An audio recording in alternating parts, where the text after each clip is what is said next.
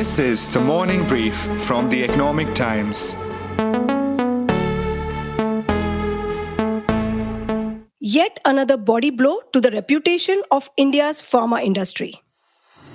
India is called the pharmacy of the world. The Indian government has launched a probe into 4 cough syrups manufactured by Haryana-based Maiden Pharma. But the news that 66 children in the West African nation of Gambia may have died after consuming Indian cough syrups has created ripples around the world. WHO is conducting further investigation with the company and regulatory authorities in India. As someone who has been tracking the Indian pharma sector for 15 years now, as a consumer of medicines myself, and as a mother, I'm disappointed as well as worried. We have had 5 incidences of deaths in India due to poisoning caused by the same solvent diethylene glycol, DEG. And now the country's pharma sector has managed to export the problem. And if you thought it was a maiden offense for the relatively unknown Maiden Pharma, it isn't. The company in question was already blacklisted by drug regulators in Vietnam and several of our own states. In fact, what clearly captures the attitude of the Indian drug regulators is this response of a health official who said that Maiden Pharma didn't sell these products in India, as if the lives lost in Africa did not matter to them at all. So why are such incidences happening time and again, where made in India medicines are taking lives instead of saving them? What's wrong? Where does the buck stop? And what can be done? There is a very clear case of, as people say, desktop audits based on paper submissions. There is no physical verification of what is actually happening, what solvents are used. No action is taken, or very paltry action like suspension for a day. When it comes to the big players, pharma manufacturers, the regulatory authorities become too lenient. That is the reason why we are asking for a drug recall law with teeth, not the kind of nonsense that the ministry does or the CDSU does at this point in time. These and many more aspects are getting revealed in today's episode of the Morning Brief. It is Tuesday, 11th of October, and from the Economic Times, I am your host, Kiran Somvanshi, exploring the poisonous prescriptions, the dark side of Indian pharma, only on the Morning Brief. In this episode, I speak to the former commissioner of Maharashtra State FDA, Mahesh Zagade, health activist Dinesh Thakur, who is best known as the Ranbaxy whistleblower, and my colleague, industry observer Vikas Dandekar, who is the editor of Pharma and Healthcare at ET Prime. India is the third largest producer of medical drugs in the world. It has the largest number of US FDA-approved manufacturing facilities outside the US. The $42 billion worth Indian pharma industry is meeting 50% of the global demand for vaccines and a significant demand for low-cost generic medicines. And a small member of this industry is the accused cough syrup maker Haryana-based Maiden Pharma. The company had earned 38 crore rupees of revenues and made a profit of nearly 6 lakh rupees for the financial year 2021. To begin with, I speak with Vikas about the DEG poisoning issue. So good morning, Vikas, and welcome to the Morning Brief again. Good morning. You have been tracking pharma for many years. You have seen this DEG poisoning. You would have reported yourself in earlier decades also. Poisoning is not new in India, and now we are exporting this to other countries. So how do you see this? So DEG poisoning is something that has been reported before in many countries, including in the US. Diethylene glycol is used in cosmetics, in soap industry, in paints industry. I mean, to be actually using it for pharmaceutical products as a medicine, that is as difficult as it can get to believe. What I am getting from experts in quality assurance is that this is a very clear way of cutting corners. There is no way that the company can be allowed to do this. Clearly points to massive regulatory failure in controlling such major deviations in manufacturing practices. So this had to come out, and at the present moment, I think the WHO is still trying to gauge exactly what has happened, and the Indian regulators have said that they will be doing thorough probe.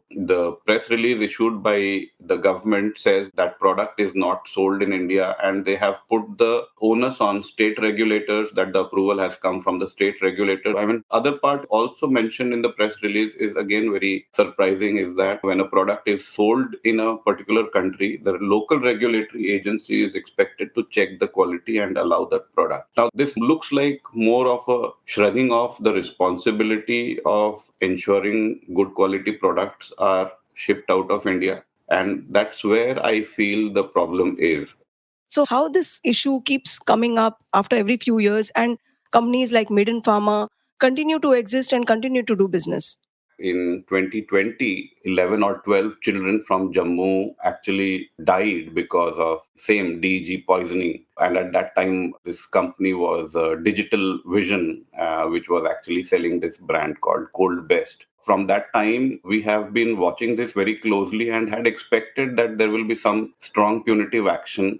We haven't seen anything on ground. Digital Vision continues to make their products. So there is a history of deviations by companies, and situations have not changed. The point is, most of these drug licenses and manufacturing licenses are issued by the state regulatory agencies. And when it comes to exports, the DCGI, the Central Drug Regulator, they give a certificate of pharmaceutical product, COPP, which says that this product qualifies for export. For WHO procurement agencies, there is a different process. WHO has a responsibility of a pre-qualification. They also do their inspections and audits from time to time. And that's where they actually also find a lot of lapses. But we all know that in India, this is not happening at all. There is a very clear case of, as people say, desktop audits based on paper submissions. So when a company is actually starting to manufacture a product, what they do is they submit documents or dossiers, which are only paper submissions, which will tell you, okay, the stability tests have been done and the product qualifies, and the regulatory agency gives the license. So there is no physical verification of what is actually happening, what solvents are used, how products are actually manufactured, in what conditions. And there is always an issue of massive shortage of drug inspectors in India. I mean, we have like 20,000 units, which is very difficult to handle if you really go for plant and physical audits. But it is strange that a patient in Gambia is popping pill manufactured by Indian company, and a patient in US is also popping a pill. But the kind of level of quality maintained in both these drugs are so different. The players who are supplying it probably are also different. So how does this whole double standard thing works in the Indian pharma industry?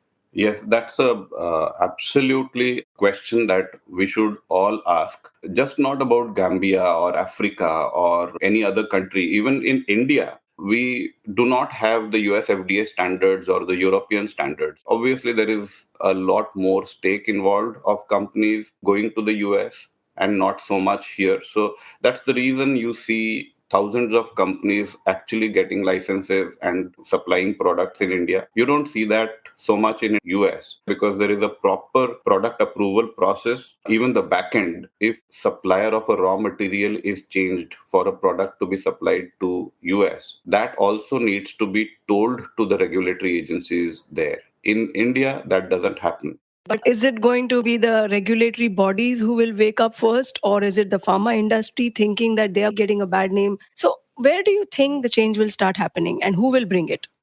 So the buck actually stops at how strong is your local regulatory bodies. Our regulators haven't been really open to admitting that there are massive issues happening.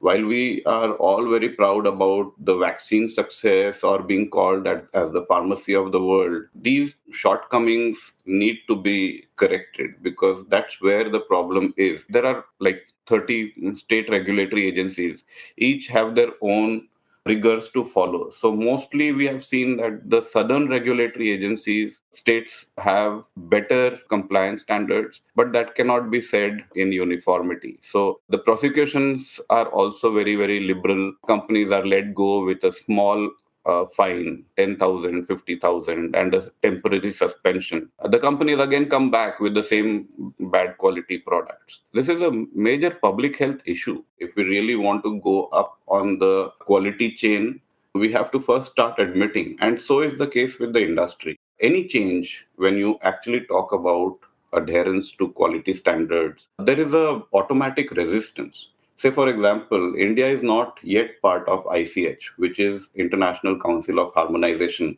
on major technical issues, which should be one of the core principles of manufacturing standards. Most countries have adopted it, but not India yet, because the problem what comes up is that, okay, it will require a lot of investment and it will kind of escalate the cost of production of companies. There is already a pricing issue there. If your products are priced very highly, then you lose the market. So that's often the excuse that most companies actually put forward. But that is no reason to actually go low on quality standards as we have seen now. Vikas, now I'm wondering, this will be a wake-up call or not for us as an industry, as a regulatory mechanism, or as a country? Because it shouldn't happen that, unfortunately, we discuss a similar issue a few years down the line. So how do you see this impact of this issue? Do you think it will really change things? Yes, so that's the crucial point. So, just to take you a little back in the years when this entire Ranbaxy fiasco exploded in 2005, 6, 7. After that, there was a major backlash of how can these things happen, and the FDA actually upped their investigation processes in India, and it issued a raft of import alerts and warning letters against Indian companies. It has taken almost like 10 or 15 years for companies to really bring in their remediation processes in place, what they call as corrective action and preventive action, CAPA. And now we are actually seeing much less of those incidents happening. The point is, if we actually take it on ourselves that, okay, we will bring up that change and every company will adhere to the regulatory standards. Just to remind you, the prosecution laws in India are pretty stringent. There is a 10-year imprisonment if it is found to be very, very serious, that there is a spurious drug which has actually caused death or permanent injury. Then there is a life sentence and there is a massive fine also. So the laws are in place, but it has never been used as such. Sometimes the industry actually scuttles stronger laws like prosecution of the CEO. So the industry itself has been lobbying very hard against punitive action. Right. The point is that will globally patients be able to say that, okay, India is truly a safe and secure pharmacy to the world? Yeah, that's a great question. See, I'll tell you, we are massive suppliers to low and middle income countries. It wouldn't be wrong to say that they nearly depend on our supplies of medicines, because the developed countries, companies, the large big names, they are not so interested in these markets. Latin America, Africa, a bunch of countries which fall under the low and middle income countries. They don't have any other option but to seek medicines from India. We've seen that in vaccines also, where rich countries didn't really supply vaccines to these poor countries. So the dependence on India is very high. And to build on that trust, we will continue to really do a lot of quality checks. Otherwise, for sure, people will start doubting us. And what has been created over decades of supplies will actually start falling. That's something we cannot really afford to do. While the responsibility for the Indian pharma is massive and global, the rot inside the overall drug regulatory system is obviously quite deep. I had to speak to someone who has been part of the system to know how deep it really is. And who better than the candid and firebrand former bureaucrat, Mr. Mahesh Zagade. Mr. Zagade, welcome to the Morning Brief. You have been the Maharashtra State FDA Commissioner between 2011 and 2014. And during that period, you really took on the pharma companies as well as set down certain ground rules for the functioning of the FDA. It would be really interesting to know from you what is wrong with the pharma regulatory system for cases like Maiden Pharma to happen every other year. See, Kiran, thank you for having me. Let me tell you something about the Act, this Drugs and Cosmetic Act 1940, and the rules made under this Act in 1945 are extremely robust. They take care of everything that is needed to be taken care for the safety of the patients. And these are the internationally compliant kind of regulations. However, when it comes to the issue of implementation, probably it is very weak. And it's not just in India, but many countries, this is not taken very seriously. And from that perspective, and especially when you're talking about the 66 children dying in Gambia because of ethylene glycol. So this is not kind of a very rare incident. This has been happening on and off. But unfortunately, we take notice of such events only when there are deaths. But if you recollect that in 1986, in JJ Hospital, 14 patients had died because of a very rare kind of event. And then it was found out that the chemical glycerol that was administered contained diethylene glycol. So Lentin Commission was established to investigate all that, and it found the rot that it's not at just the hospital level, but at the manufacturing level, and especially the regulatory authorities, all were large-scale failures. And he had recommended very stringent kind of changes in Maharashtra at that time. The then health minister had to resign. So this is not new. I would bring to your notice that the agenda of the country is not to implement laws, only generate the laws. Coming to the very focus point of this particular ethylene diethylene glycol, whether there is any statutory framework that can prevent such incidents. Of course, such provisions do exist, but the larger issue is about why such manufacturing units are given a very lenient kind of treatment. No action is taken, or very paltry action like suspension for a day or two, or issuing the warning. That is how it is done. I believe that FR should be filed, which I used to do against the manufacturing units. In fact, one manufacturing unit in Madhya Pradesh had supplied one drug to Maharashtra Health Department containing zero active ingredient, and that particular unit is now closed. So you have to be so stringent. Now, to see this, whether their manufacturing units are doing or not, the drug controller, state drug controller, under the directions of the Drug Control General of India and the state authorities, they have to inspect these manufacturing units at least once in a year through the drug inspectors. When I was in FDA as commissioner, what I found was that the inspections made by the inspectors are very perfunctory. The inspection reports are just like somebody went there, had a cup of tea, generated some kind of a very perfunctory report, and that's it, just for the sake of inspection. And I think this kind of ecosystem or this kind of administrative culture is really harming the country, the patients, their lives, and especially the export potential of this pharma industry. It's not just the killing of innocent children in Africa. And I see that the Secretary Health, Government of India, the secretaries of the FDAs or the health secretaries at the state level, drug controllers, right of the drug inspectors, all are responsible for such a tragic scene that is existing in India. Right. We have so many different bodies. We have DCGI, we have CDSU, we have state FDA commissioners, we have also health ministry. Despite all that, still the mechanism fails. So where is the problem lying?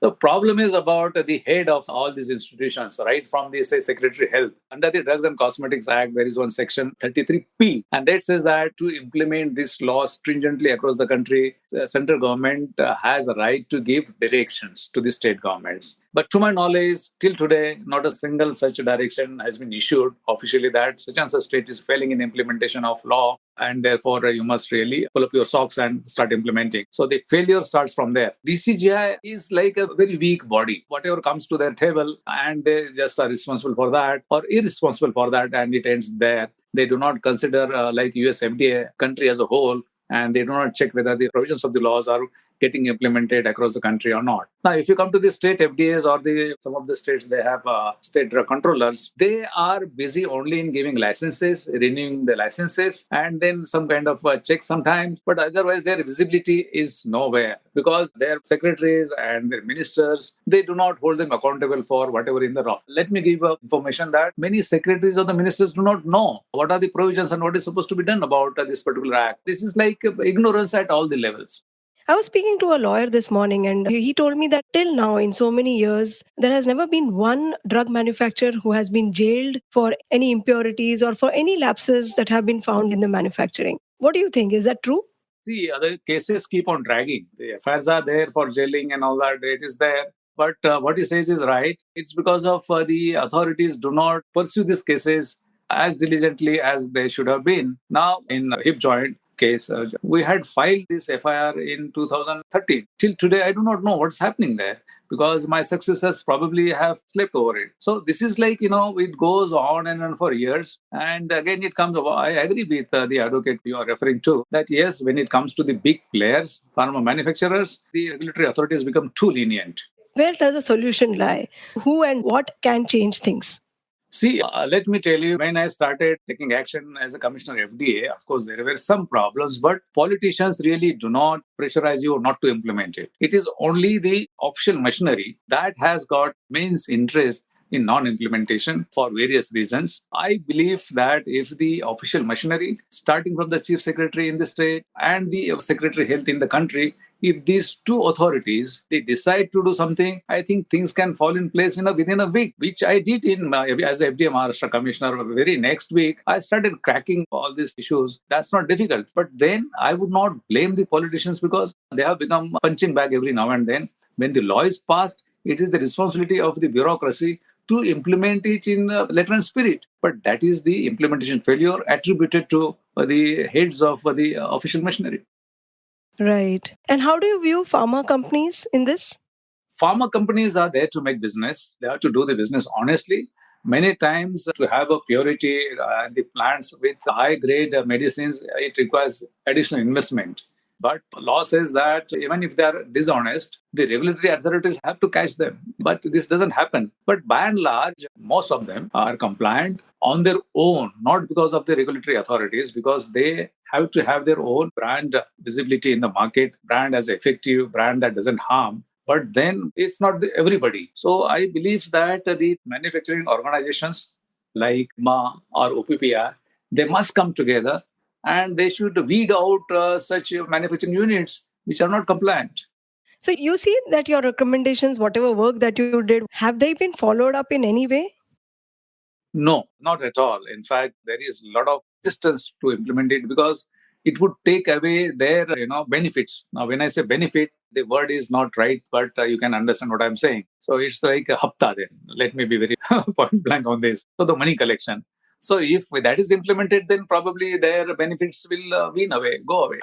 Right. The pharma business in the world is about $1.42 trillion. And according to the WHO max rate, 50% of it is either not properly manufactured or is not properly prescribed, under-prescribed, over-prescribed. Patients do not take it properly. So about, say, $700 billion worth of pharma products are unnecessarily sold. And that's like a chemical assault on humanity. So as a patient, before having a simple medicine like a cough syrup, I need to watch out whether I really need to have it and also check whether it is safe enough to be had. Quite a task, right? I speak to the man of the moment, Dinesh Thakur, the Ranbaxy whistleblower turned health activist based out of the US, has been crusading against poor quality standards of Indian drugs for the past couple of decades. His latest act of activism is a book that coincidentally begins with the topic of DEG poisoning. Thank you, Mr. Dinesh Thakur, and welcome to the Morning Brief. In your Saturday's editorial in the Economic Times, you have talked about legalizing drug recall. How will that help in preventing incidences of harm caused by contaminated drugs? Well, thank you for the opportunity to speak with you, Kiran. But let me take you back to 2019, where this company called Digital Vision, that is based in Himachal Pradesh, made this medicine called Cold Best PC, which was laced with 1/3 of diethylene glycol, the same poison that killed 66 children in the Gambia this time, right? What happened in that case was that 8 months later, there was another child named Radhika who was again admitted to Pigmer with the same symptoms as the 11 children earlier, right? How does the state drug controller or the CDSU explain the fact that after the first incident where 11 kids were admitted and they died at Pigmer in Chandigarh, they had exactly the same thing happen with the same company with a different product by name taking the life of another young child? That is the reason why we're asking for a drug recall law with teeth, not the kind of nonsense that the ministry does or the CDSU does at this point in time. Right. Do you think this latest incident will prompt the WHO and regulatory bodies in other countries to kind of rework the way they look at due diligence for Indian companies? They better. I mean, if this doesn't, I don't know what else will, right? I mean, the entire process for securing the certificate of pharmaceutical product is a joke.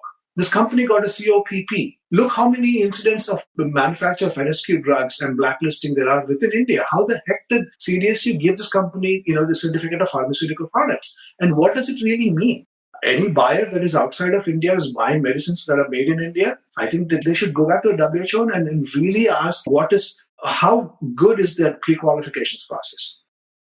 Right. But one thing I'm curious about, is this problem very unique to India, or is this a world over global pharmaceutical industry problem?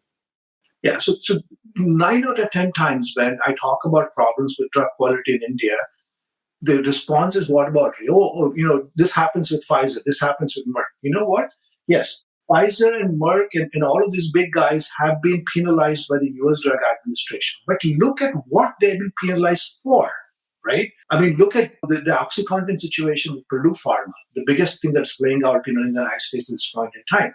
It is not to do with the quality of medicine. It is to do with marketing and off-label use. All of these big pharma companies essentially are guilty of pushing their drugs in cases where they ought not to be. Companies like Pfizer, Merck, Bristol Myers Squibb, they've all pled guilty at one point or another of off-label use. Off-label use is a different issue. It is not the same issue as manufacturing quality problems. Why is it that any time that I talk about quality problems with our manufacturing, the answer is always, oh, look, what is happening in big pharma? Yes, there is a problem in big pharma. They push drugs where they should not. But you know what? They've been held accountable for that too. They pay billions of dollars in fines and disgorgements when they get caught. When was the last time India did that? This really bothers me because you know what? It's so easy to indulge in this whataboutery. No, I'm not even comparing here with big pharma. Like, what about Chinese companies or not so big pharma like Indian pharma? How are they placed? Like, are all of them of the same color? China has had the same problems. Look at the problem that we had with heparin, right? Chinese manufactured ingredients to make heparin. Same issues in China. And China doesn't get away with this kind of nonsense, See what happened with the heparin situation. After the heparin situation happened, the Chinese government actually took the person responsible for the contaminated chondroitin sulfide issue and they hung it. It was capital punishment. Can you imagine in India that a bureaucrat who gave approval without proper evidence to undergo capital punishment? What are we talking about? We don't even go through the proper legal process for adjudicating drug ministry officials who violate the law. Look at the Mahapatra Committee report. That report actually names DCGIs, past DCGIs by name, saying that these guys violated the law. What is the consequence of that? Have you heard about it? Has anybody been held responsible for it? Why do we go regulatory? Let's look at our problems, right? Yes, every country has its own problems. US has a problem with off-label use. China has a problem with contaminated APIs. There are their problems. They don't address what we do. The 12 kids that die in Jammu because they were given cough syrup laced with DEG had nothing to do with China. Why do we talk about what happens to the US and what happens in China the moment we shine a light on what we are doing? So what are the solutions that you propose that can improve the way India manufactures and tests its drugs? The answer to this question is essentially the thesis of the book that I wrote with Prashant Reddy that's coming out this week. It's called The Truth Pill. The entire genesis there is that we recount the way the Drugs and Cosmetics Act was originally framed and how over the last 75 years, politicians and bureaucrats have essentially perverted this law to benefit the pharmaceutical industry over the health of people of India. Our goal is to try and educate people of India so that there can be some political pressure put on these people to try and make a change. Unless we redo the Drugs and Cosmetics Act of 1940, write it in a way that is consistent with the current standards of science and how drugs are regulated, it's not going to change. You mentioned about rewriting the act, but do you think the problem is with the law or the problem is with the implementation of the law? Even a new law, if it is not implemented well, what's the point? Well, so we have issues both with the law and the implementation of the law as well. What the book does is actually go through the way the law currently is implemented and points out the fact that implementation will work if the law actually has teeth. This law doesn't have teeth.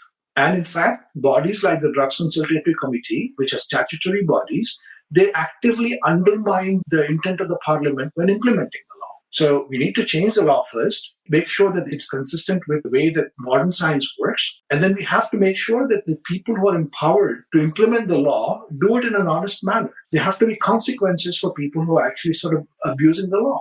And you cannot do that until you change the law. I'm curious, being in your position, anyone would have probably given up or become pessimistic. What keeps you motivated? The Supreme Court or the whole machinery of the state, it is obviously not responding to the suggestions, not only by you, by many other health activists. So how do you see things changing? It took 8 years for the Ranbaxy thing to get resolved. And finally, the company pled guilty to 7 counts of criminal felony and paid $500 million in fines, which basically meant that they were doing bad things, right? It took 8 years to do that. This is the mighty Indian government. That was a private company. This is going to be much, much longer, right? But this is not something that, one individual, small, puny person can affect the change, right? Unless people in India get together and actually demand better accountability of their elected officials, who the heck am I to try and make this claim? The another thing which is very discerning is that we never had another Dinesh Thakur coming in from the Indian pharma companies. The problems have persisted, but we haven't had another whistleblower like you. Why is that so? What would be your guess? Well, I can't speak for other people, right? Why do they keep quiet? I mean, we know problems exist. We know fraud happens. The difference I can tell you, based on my experience in the United States and here, is that there's a law in the US that actually protects whistleblowers. And you know what happens to whistleblowers in India, right? I can give you the names of people like Shanmugam Manjunath. I can give you names of people like Sanjeev Chaturvedi, who's still being prosecuted, of Ashok Khemka. This is what happened to whistleblowers in this country. Why do you think that people will stand up? There is no protection.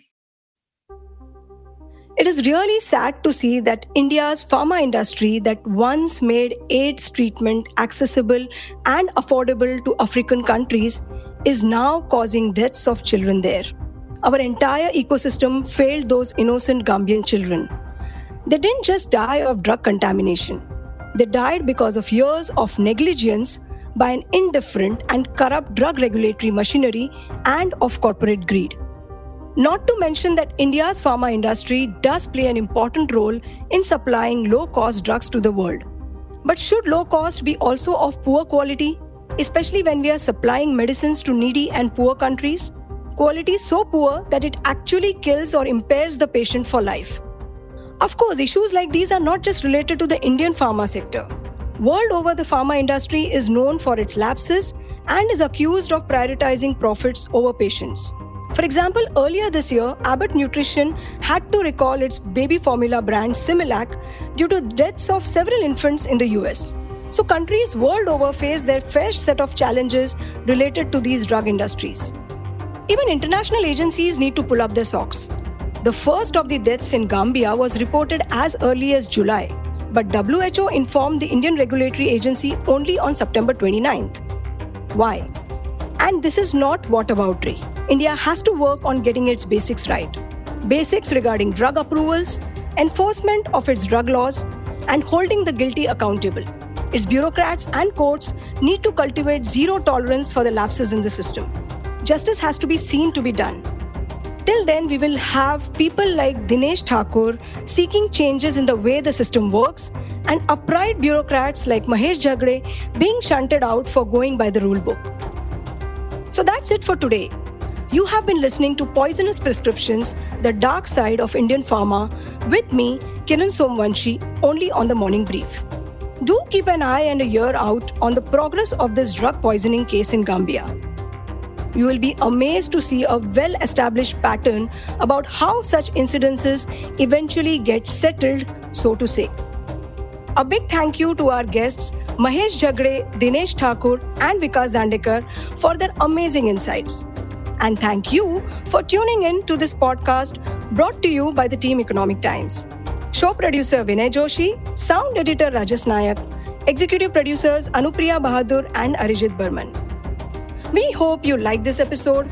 Do share it on your social media networks. The Morning Brief drops every Tuesday, Thursday, and Friday.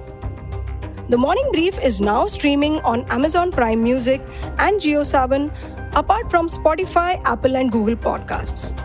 And of course, ET's own audio platform, ET Play. Do tune in to ET Play, our latest platform for all audio content. Have a great week ahead. All clips used in this episode belong to the respective owners. Credits mentioned in the description.